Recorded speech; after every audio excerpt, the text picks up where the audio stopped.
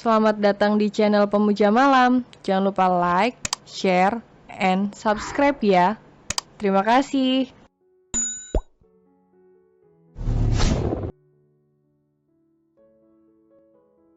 Episode 23, Pelukan Erat di Ranjang Kamar. Selama 4 tahun lebih Zafanya mengenal Gior. Selama hampir 2 tahun mereka menjalin hubungan. Gior selalu menjadi sosok lelaki idaman banyak perempuan. Giorgio Algava itu seseorang yang penuh kebaikan. Zafanya yakin ia tak pernah salah menilai Gior. Zafanya tak pernah salah sedikit pun. Dan Zafanya tak pernah salah memilihnya untuk ia jadikan pacar. Hanya saja, kondisi keluarganya yang semakin kacau sejak sang ibu meninggal membuat Gior selalu tertekan.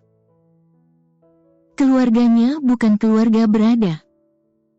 Mereka hanya hidup berkecukupan dengan membuka usaha rumah makan yang semakin hari semakin tak bisa memenuhi kebutuhan hidup. Lalu kemalangan kembali mendatangi Gior dan merenggut nyawa ayah serta adiknya, dan meninggalkan Gior seorang diri dengan hutang puluhan juta. Gior saat itu benar-benar seperti kehilangan jiwanya. Dia tinggal sebatang kara tanpa punya kerabat lain. Emosi lelaki itu jadi tak terkontrol, sikapnya menjadi kasar dan seenaknya. Zafanya hanya berniat membantunya, tapi dia malah merasa direndahkan dan kehilangan akal sehat. Berkali-kali dia mengasari Zafanya karena emosi sesaatnya, berkali-kali juga Zafanya berusaha sabar. Gior seperti menjadikan Zafanya bonekanya, dia jadi sering mencaci Zafanya dan menuntut banyak hal.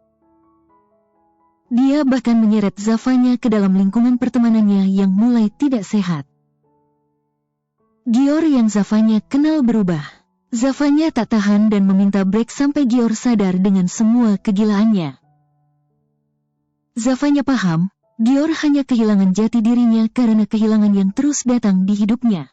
Lelaki itu terlalu sedih, dia frustasi, dia depresi. Zafanya tak pernah berniat putus. Ia hanya ingin mereka berdua istirahat. Lalu kembali bersama saat pikiran mereka sama-sama sudah tenang. Karena tanpa Gior tahu, saat itu Zafanya juga mendapat kenyataan menyakitkan yang sampai sekarang masih ia rahasiakan dari semua orang. Tapi Gior benar-benar kehilangan akalnya mendengar permintaan Zafanya. Keluarga gue udah pergi semua dan lo juga mau pergi dari gue? Dari awal lo gak pernah suka sama gue kan? Gak bisa, lo gak boleh pergi, gue cuma punya lo. Gue gak akan biarin lo pergi Zafanya. Lo milik gue, cuma lo yang gue punya sekarang. Beberapa hari Zafanya terus menghindar dari Gior semakin frustasi. Ketakutannya akan ditinggal seorang diri di dunia ini membuat Gior bahkan tega melakukan apapun supaya Zafanya tetap di sisinya. Gior membawa paksa Zafanya ke kosannya. Dia memohon, lalu berkata kasar, bersikap kasar, dan menciumi Zafanya dengan kasar. Dalam pengaruh alkohol dia benar-benar berniat memperkosa Zafanya dan menjadikan cewek itu miliknya hingga ia tak bisa pergi lagi. Untungnya malam itu Zafanya bisa menyelamatkan dirinya sendiri setelah memukul kepala Gior dengan mangkok keramik di dekatnya. Zafanya benar-benar mengatakan putus malam itu. Zafanya mengumpat keras dan berkata bahwa ia berharap Gior mati saja. Gior semakin emosi. Keesokan harinya dia kembali mencari Zafanya di kampus. Zafanya baru saja keluar dari toilet wanita dan Gior langsung menyeretnya ke toilet pria. Gi, please jangan kayak gini. Lo yang bikin gue lakuin ini, Za. Arg, bangsat, berdarah bibir gue, anjing. Gior, sadar, Gi, jangan kayak gini. Gue sadar, Za. HMPH, Gi, jangan please. Gue bakal jadiin lo milik gue. Gior stop, oh oke. Kita nggak putus, oke, aku nggak putusin kamu, Saat itu Zafanya sudah acak-acakan, blusnya sudah terlepas, rok selututnya robek, bibirnya berdarah, lehernya memerah bekas cekikan. Begitupun bahu dan tangannya bekas cengkeraman. Dan saat Gior berhasil melepas celana dalamnya dengan rok yang masih terpasang, saat itulah Kenzio datang dan menyelamatkannya. Kenzio memukuli Gior membabi buta hingga Gior dirawat di rumah sakit berhari-hari. Dan Gior tak pernah menampakkan dirinya lagi di hadapan Zafanya setelah kejadian itu saat semester lalu. Kabar yang Zafanya dapat, Gior mengajukan cuti. Kenangan mereka begitu banyak, masa SMA Zafanya begitu indah karena seorang Giorgio Algava yang mewarnainya. Selama 3 tahun cerita masa SMA-nya selalu ada Giorgio Algava di setiap lembar cerita itu. Lelaki itu selalu bersamanya bahkan sampai cerita masa kuliah selama hampir 3 semester. Rasa sakit yang lelaki itu berikan memang benar-benar membekas untuk Zafanya. Tapi begitu sulit melupakan semua kenangan mereka begitu saja. Hampir 8 bulan, Zafanya tak pernah melihat Gior lagi bahkan seujung kuku pun. Dan saat Zafanya berhasil benar-benar membencinya dan melupakannya, dia malah tiba-tiba muncul dengan sosok lembutnya yang seperti dulu. Apa dia bercanda? Jangan nangis, Za. Suara serak itu masuk ke dalam pendengaran Zafanya, membuat Zafanya kembali tertarik ke permukaan di tengah lautan kenangan itu. Zafanya menghapus air matanya. Saat ia hendak mematikan telepon itu, Gior bersuara di seberang sana. Aku boleh ke kamu? Tanya Gior pelan. Aku di mall yang sama, di dekat kamu, arah jam 3. Sambungnya. Zafanya dengan kaku mengangkat pandangannya melirik sekitar, hingga akhirnya, di sela-sela orang berlalu lalang. Zafanya kembali bertatapan dengan manik kecoklatan Gior. Tubuhnya berdesir, perasaan aneh menyergap Zafanya. Aku boleh ke sana? Tanya Gior yang dapat Zafanya lihat gerakan bibirnya dari jarak 10 meteran ini. Zafanya refleks memundurkan langkah. Oh, oke, aku nggak ke sana, Za. Ucap Gior segera. Di seberang sana, Gior tersenyum tipis dengan mata sendunya. Aku kangen kamu, rasanya pengen lari ke sana dan peluk kamu. Zafanya masih tak bersuara. Aku tahu kesalahan aku nggak bisa dimaafin, wajar kamu takut dan nggak mau ketemu aku. Ucapnya serak. Tapi ternyata rasanya sesakit ini ngeliat kamu ketakutan karena aku. Aku juga nggak bisa maafin diri aku sendiri, Za. Tapi, aku tetap nggak tahu diri itu karena berharap kamu mau maafin aku. Aku mau ketemu kamu dan minta maaf secara langsung. Aku masih berharap banyak sama hubungan kita.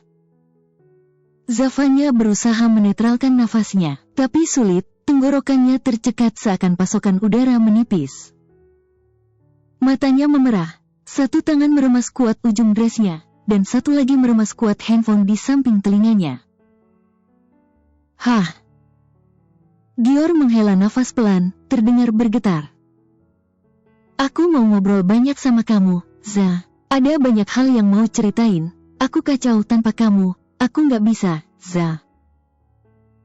8 bulan ini rasanya aku bisa gila.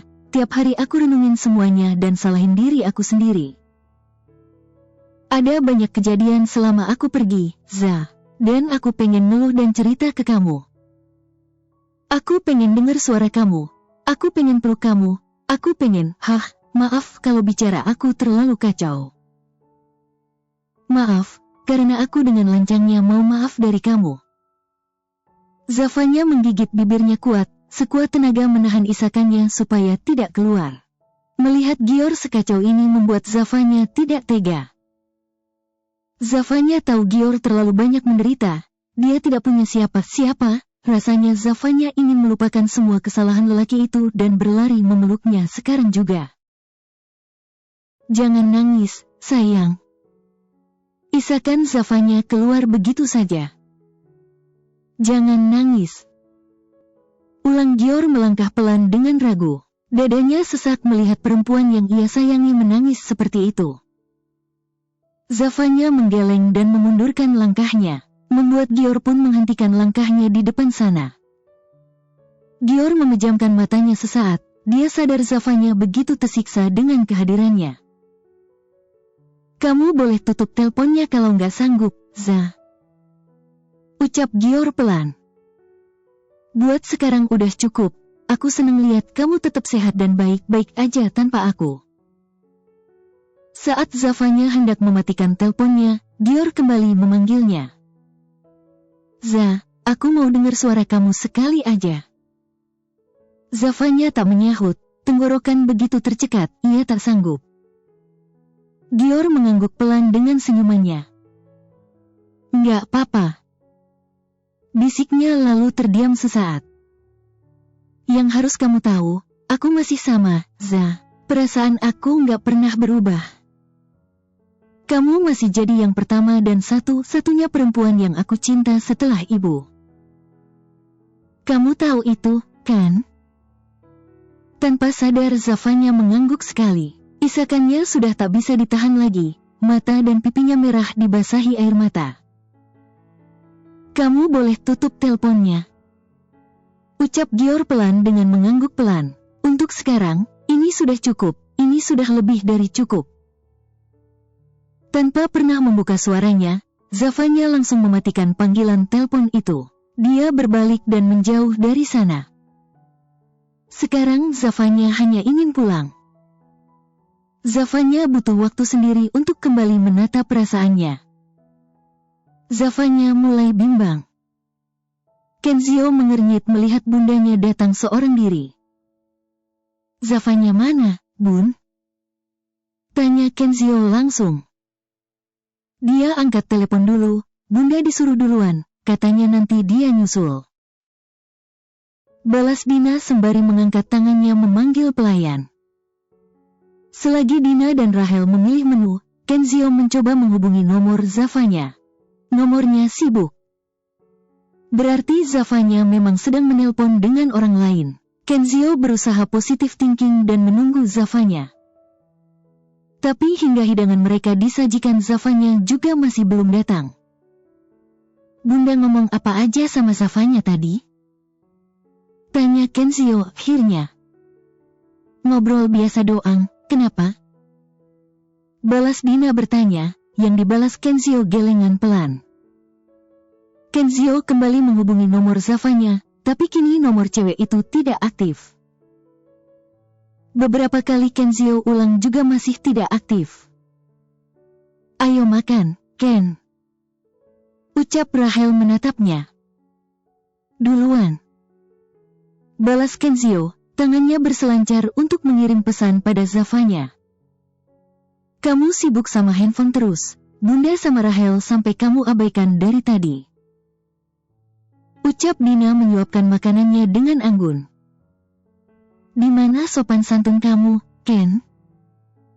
Akhirnya Kenzio meletakkan handphonenya, sembari memotong-motong steak milik Zafanya. Dia terus melirik pintu masuk berharap cewek itu muncul di sana. Tapi Zafanya tak datang juga bahkan hingga makanannya sendiri hampir-hampir habis. Gimana kabar kamu? Kuliah lancar kan? Tanya Dina setelah mereka menghabiskan makanan. Baik, Bun, lancar. Balas Kenzio membuat Dina menghela nafasnya, tahu bahwa anaknya ini tidak suka basa-basi. Bunda tahu kamu gak lagi deket sama siapapun. Ucap Dina menyesap secangkir teh yang baru diantarkan pelayan. Ayah kamu itu, Bunda yakin dia gak akan ngatur-ngatur pernikahan bisnis. Dia pasti gak akan ikut campur masalah percintaan anak kesayangannya ini, kan? Kenzio tak bereaksi apapun. Di bawah meja tangannya diam-diam mencoba menghubungi nomor Zafanya lagi. Tapi nomor itu masih tidak aktif. Akhirnya ia mencoba mengirim pesan pada kepala pelayan di rumahnya dan beberapa orang lain. Rahel gimana menurut kamu? Cantik, kan? Tanya Dina. Kenzio hanya bergumam pelan. Dia meletakkan handphonenya di meja saat sudah mendapat kabar bahwa Zafanya ada di rumahnya.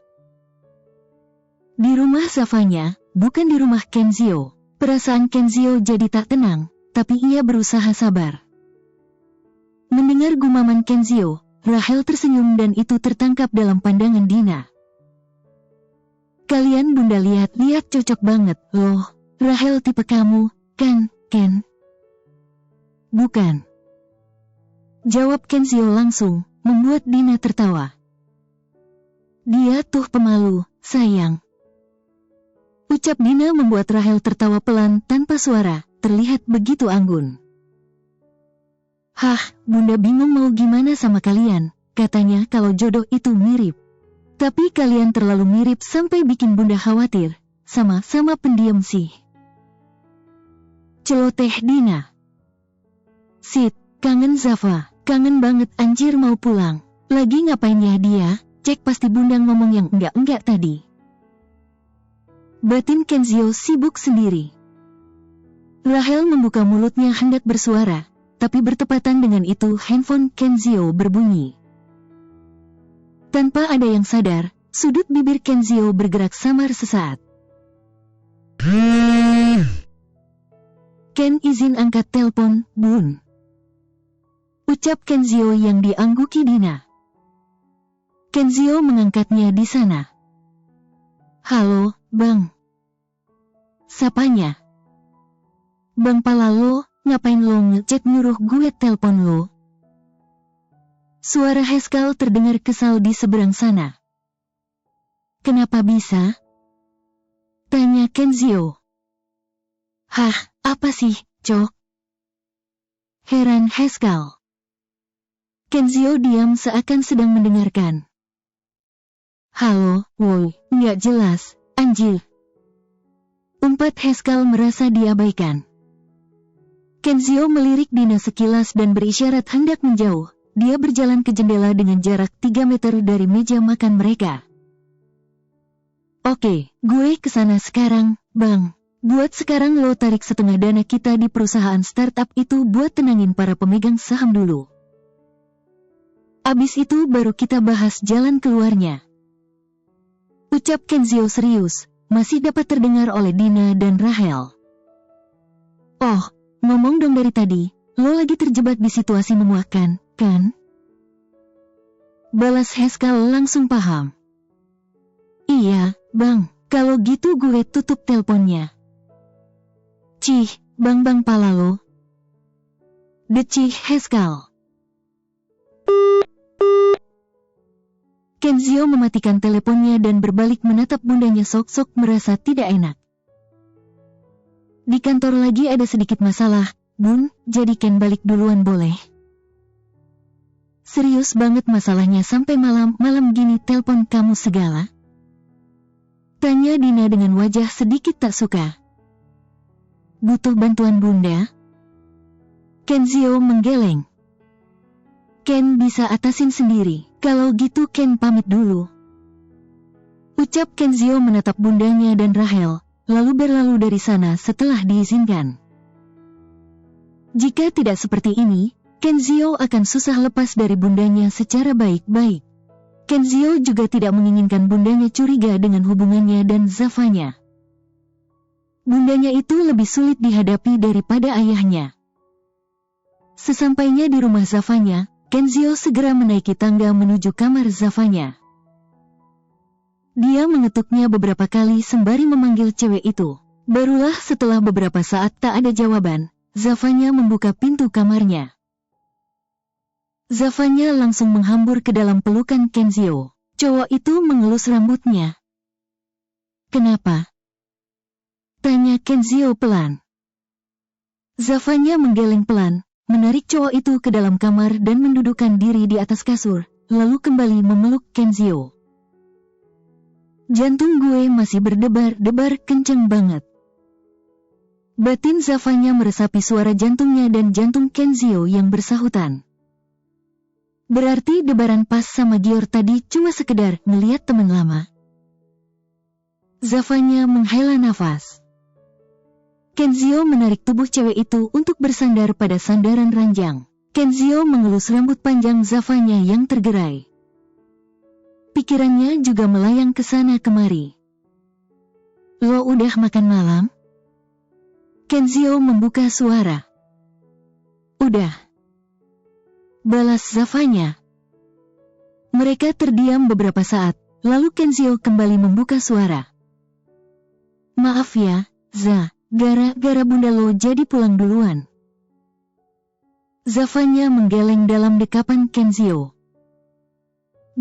Aku pulang duluan bukan gara-gara bunda kamu. Tuh, kenapa mikir gitu coba? Tanya Zafanya. Kenzio menggeleng. Gue yakin bunda pasti nyinggung lo, Za. Nggak usah ngelak. Ucap Kenzio membuat Zafanya hanya bisa terdiam. Za. Panggil Kenzio. Kenzio bergumam pelan. Ia ragu ingin mengatakan hal yang mengganjal hatinya sejak tadi. Lo besok mau kemana? Tanya cowok itu akhirnya. Pagi sampai siang gak kemana-mana. Sore baru ke rumah Nara. Kita mau party malam terakhir Nara single. Balas Zafanya tertawa kecil, membuat Kenzio tersenyum mendengar tawanya. Besok gue mau ke rumah bunda, mau ikut? Tanya Kenzio yang segera Zafanya balas dengan gelengan. Ia tahu bahwa Kenzio hanya basa-basi. Za, soal cewek itu. Ucap Kenzio menggantung. Zafanya mengangkat pandangannya. Kenapa? Tanya Zafanya, ia tentu tahu siapa yang dimaksud Kenzio. Maaf, ya, Za. Bisik Kenzio. Kita nggak ada ngobrol apapun kok, gue sibuk mikirin lo doang. Gue pun heran. Lanjutnya berakhir gumaman heran. Gue kayak kena pelet. Kata Kenzio terkekeh samar. Za, lo pelet gue ya, parah banget. Tanpa Zafanya mau ingatan tentang Gior tiba-tiba melintas dalam pikirannya. Zafanya mengernyit. Dia tidak suka dirinya yang memikirkan lelaki lain saat bersama Kenzio. Kenapa? Tanya Kenzio menyentuh tangan Zafanya yang meremas kuat ke mejanya. Segera Zafanya melemaskan tangannya, dia menggeleng pelan. Gue minta maaf, Za, jangan salah paham, ya? Ucap Kenzio merenggangkan pelukannya untuk melihat ekspresi wajah Zafanya. Zafanya menggeleng. Aku emang cemburu dikit, tapi ya mau gimana lagi? Ucap Zafanya mengalihkan pandangannya. Lo marah? Tanya Kenzio. Sekarang enggak, tapi itu juga tergantung sikap kamu ke depannya, Kak. Awas aja kalau berani selingkuh. Ucap Zafanya menajamkan pandangannya, yang malah membuat Kenzio terkekeh gemas. Selingkuh.